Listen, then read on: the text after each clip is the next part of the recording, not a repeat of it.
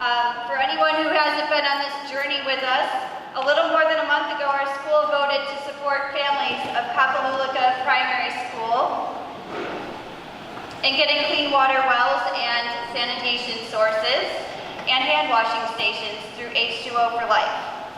The project will change the lives of 800 students and about 4,000 community members from their surrounding village.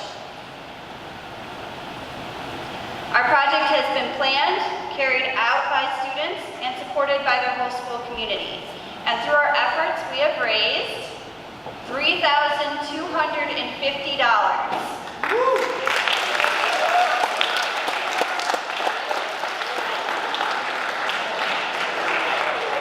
That is 3 times our original goal and 3/5 of the total cost of the construction project. It nearly completes the project on H2O for Life, so it's certainly going to happen probably in the next couple months. To demonstrate the true importance and impact of our work, we do have a very special guest today. He is the founder and president of Mission Clean Water, Mr. James Leitner.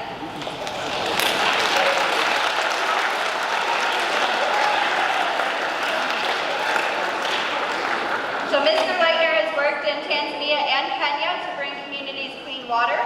He has also taken an incredible journey across the states to bring awareness to what children endure walking for water every day, which is similar to what you guys are about to do in Binghamton.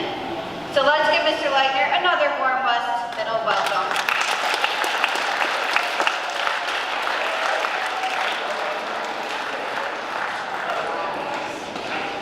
Appreciate it. Thank you all for having me. This is absolutely wonderful.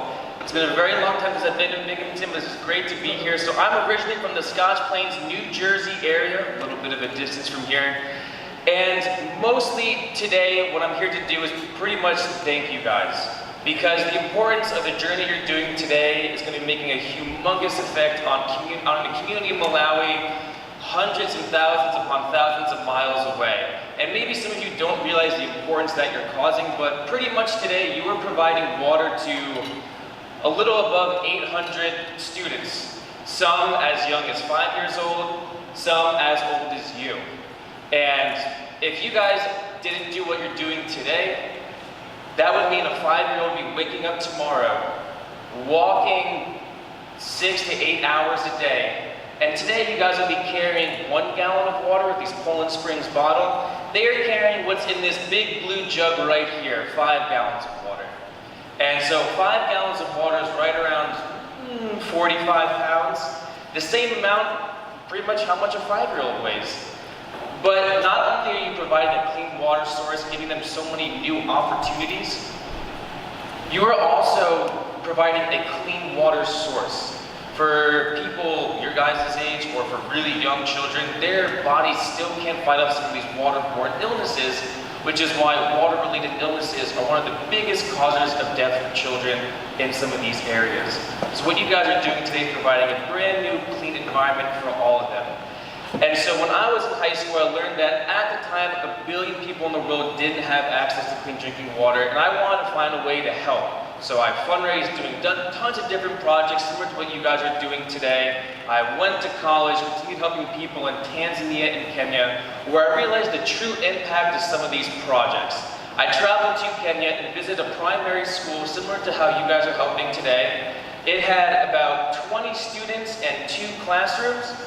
Once clean water was provided to this school today, I checked yesterday, now has a little over 250 students, as well as 7 classrooms and 5 new teachers, all because this clean source was provided to their school. And it's wonderful.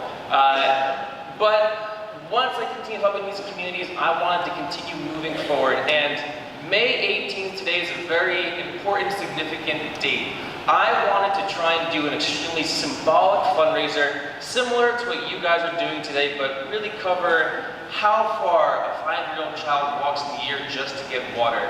So on May 17th of last year, I left the Princeton, New Jersey area to walk 3,250 miles while carrying 10 gallons of water, so 2 of these. including all the gear I had on my back to go camping to make sure I could eat and drink as I went. Now those 10 gallons of water were there for symbolic reasons, to pretty much show that this is how much a family needs throughout a day, and a child or a mom is walking to get 10 gallons of water every single day. And so the total distance that I walked, 3,250 miles, is right around how far a child has to walk in a year just to get water.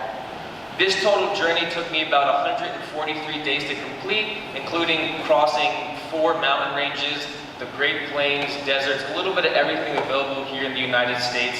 And so that goes to show that what you guys are also providing today is 143 days of free time to these children. This time can be spent at school, with their friends, or finding different opportunities in their community instead of just getting water that is dirty. So you guys are providing a brand new environment and a whole new community that can really finally grow. And one thing that I want to leave off to you guys is that when you are walking today, you're going to be walking a good distance carrying a lot of water, but one thing you have to remember is that unfortunately a lot of children are still living in this environment, and you guys are doing so much to change that today. But they're going to have to wake up the next day and do it again. And they're going to have to wake up the next day and do it again. And so we all can work together to really solve this water crisis issue. And it might seem overwhelming by yourself, but as you can see, collectively in here we have close to, what I was told, 300 7th grade students. Collectively, you all can make a humongous difference. And as an entire school, an even bigger impact. Incorporate your parents, and the possibilities never end. So today is really for you guys the first step of solving the water crisis issue, and I guarantee a few who will continue to go on in the future and continue to do great things related to water or other issues you're passionate about. Thank you guys so much.